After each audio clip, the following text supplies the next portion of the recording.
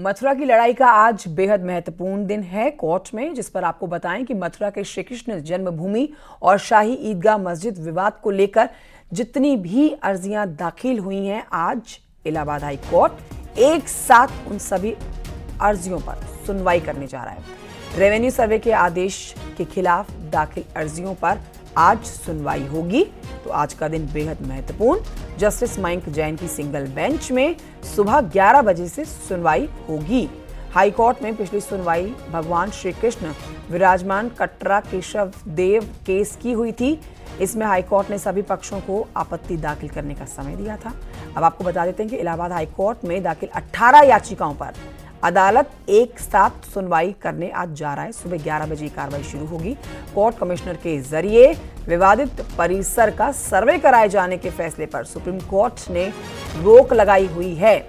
और इसके बाद 17 जनवरी को हुई पिछली सुनवाई में आपने देखा था कि अमीन के जरिए रेवेन्यू सर्वे कराए जाने की मांग को लेकर जो अर्जी दी गई थी, अब उन्हीं अर्जियों में मांग की गई है कि कटरा केशव देव के नाम की कुल मिलाकर 13.5 एकड़ जमीन से अवैध ढांचा हटाया जाए, जिसको लेकर सर्वे कराए जाने की मांग हो रही है।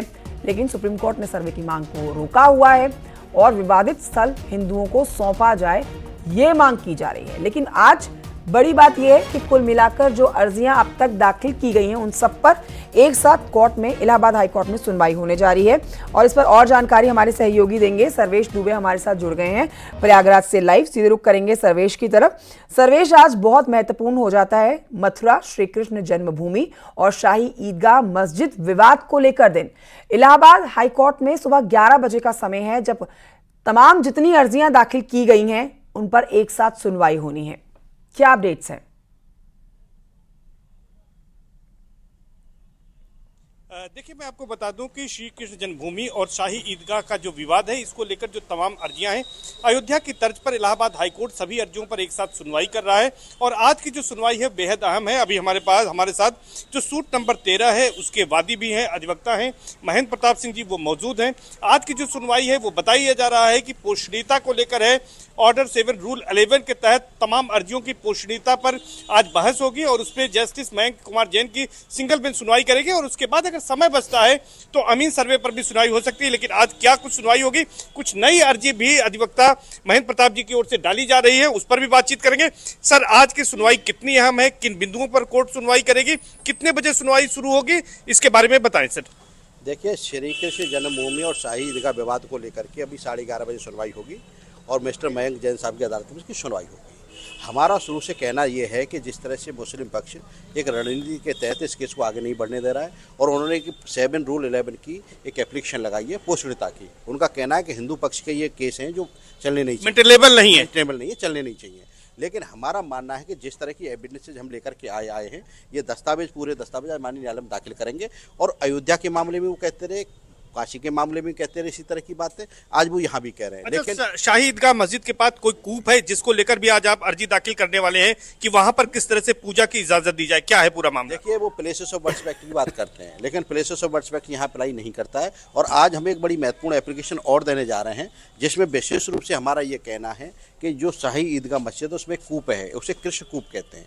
कृष्ण कूप की पूजा हम लोग शुरू से करते रहे हैं, लेकिन मुस्लिम पक्ष के लोगों ने वहाँ कई बार हिंड्रेंस पैदा किया है। तो उसी को लेकर के आज ये एप्लीकेशन भी हम देना चाहते हैं कि हमें पूजा का अधिकार दिया जाए। ठीक है, तो ये एप्लीकेशन भी आज दाखिल करेंगे। तो कृष्ण कूप में कब तक पूजा होती रही सर? कृष्ण कूप में तो ठीक है सर्वेश दुबे, आप नजर बनाए रखिए इस खबर पर। 11 बजे का समय है जब इलाहाबाद कोर्ट में इस पूरे मामले पर इन तमाम अर्जियों पर सुनवाई शुरू हो जाएगी। जानकारी के लिए शुक्रिया आपका।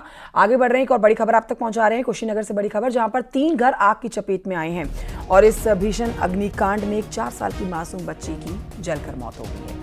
आग में 2 बकरियां भी जल गई हैं। हादसे के दौरान की तस्वीरें भी आप देख रहे हैं। पंडरौना कोतवाली के खिरकिया चौहान पट्टी में हुआ यह हादसा। ग्रामीणों ने खुद ही आग बुझाने की कोशिश की, लेकिन आग इतनी ज्यादा फैली हुई थी, इतनी बेकाबू नजर आ रही थी कि जब तक आग पर काबू पाया जाता तब तक एक 4 साल की बच्ची की मौत हो चुकी थी। 2 जानवरों की भी मौत हुई है, 2 बकरियां जल गई हैं। सूचना मिली और फायर ब्रिगेड की टीम मदद के लिए मौके पर पहुंची और आग लगने की वजह का अब तक कोई पता नहीं लग सका है। इस हादसे पर मुख्यमंत्री योगी आदित्यनाथ ने भी दुख जताया है। अधिकारियों को तुरंत मौके पर जाकर संज्ञान लेने के आदेश दिए हैं।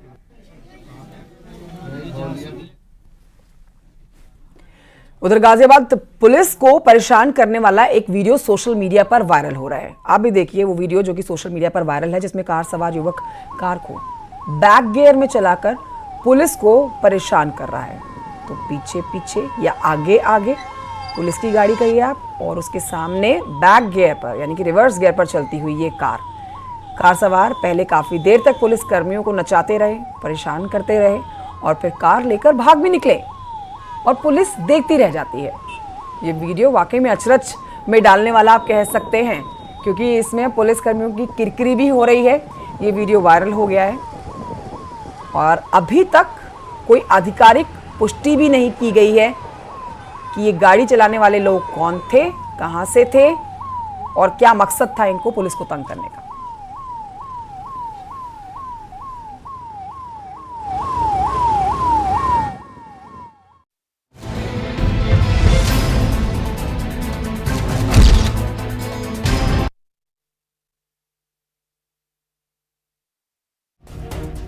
के लिए बड़ी खबर जो आपको बताएंगे, लेकिन उससे पहले एक और बड़ी खबर आपको बता रहे हैं महोबा से, जिसमें परीक्षा देने जा रहे छात्र को ट्रक ने मारी है जोरदार टक्कर। 10वीं का ये स्टूडेंट परीक्षा देने के लिए जा रहा था और ट्रक की टक्कर में इस छात्र की मौत हो गई है।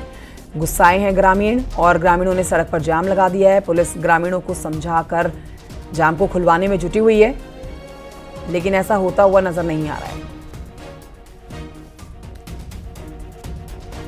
तो बेहद दुखद ये खबर। चलिए आगे बढ़ते हैं और किसानों की बात करते हैं, गन्ना किसानों की बात करते हैं, जिनकी अब बल्ले बल्ले हो गई है। उनके लिए अच्छी खबर है, गन्ने के मूल्य बढ़ोतरी पर पीएम का ट्वीट, किसान कल्याण के लिए सरकार प्रतिबद्ध है।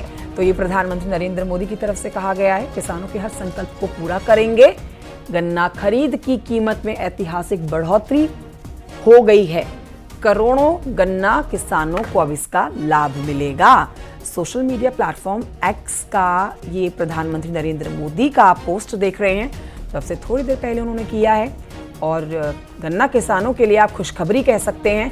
एक तरफ किसान नाराज अपनी नाराजगी दिखा रहे हैं, लेकिन दूसरी तरफ प्रधानमंत्री नरेंद्र मोदी का ये पोस्ट जो कि बताता है कि किसान कितनी प्रतिबद्ध है किसानों के लिए, उनके हित में फैसले लेती है।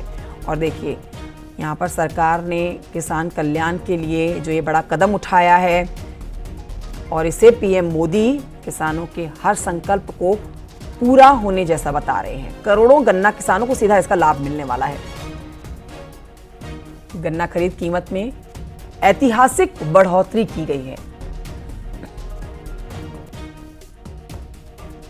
तो अब जब किसान गन्ने की बिक्री करेंगे तो उनको बड़ा फायदा होगा, क्योंकि गन्ने के मूल्य में जो बढ़ोतरी की गई है वो अच्छे मार्जिन पे की गई है।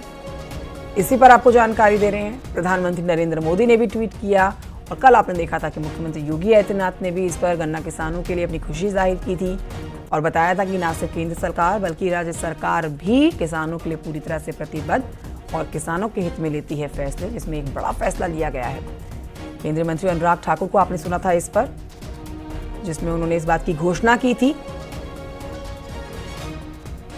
गन्ने के मूल्य में बढ़ोतरी, और उस पर पीएम मोदी का पोस्ट आप देख रहे हैं।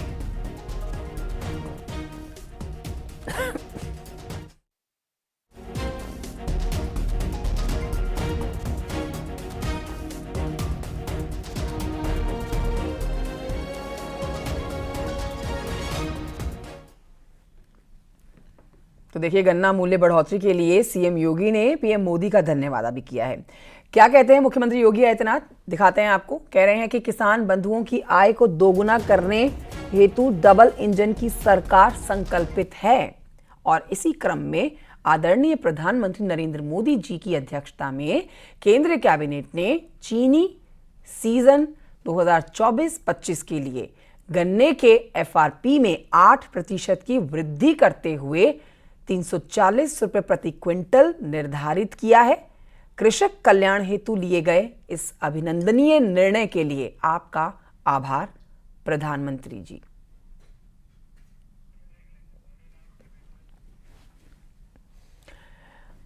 और इसी खबर के साथ एक छोटे से ब्रेक के लिए यहां रुकना होगा। कहीं